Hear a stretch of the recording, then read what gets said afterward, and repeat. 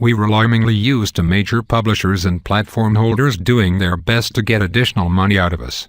If it's not downloadable costumes in Persona 5 or additional characters in Street Fighter 5, it's amiibo support and a season pass in The Legend of Zelda: Breath of the Wild.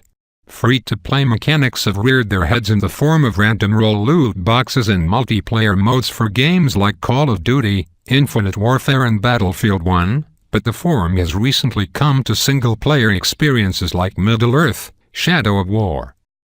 It's not enough to get the $60. They have to go beyond and offer ways for players to spend more money.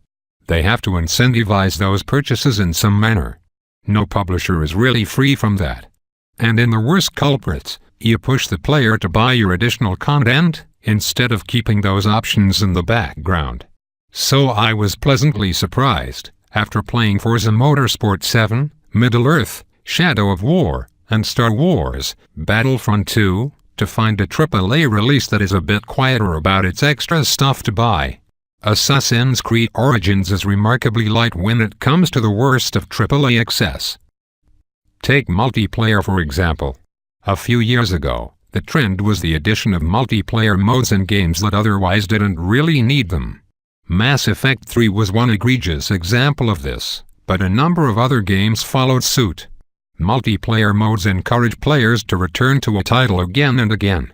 Once engaged on a regular basis, those players are more willing to purchase additional content for your game. Publishers know this. Assassin's Creed Origins dispenses with it completely. There are online-enabled modes, like player photos populating the world or the revenge quests, allowing you to avenge other players who have died in their own games.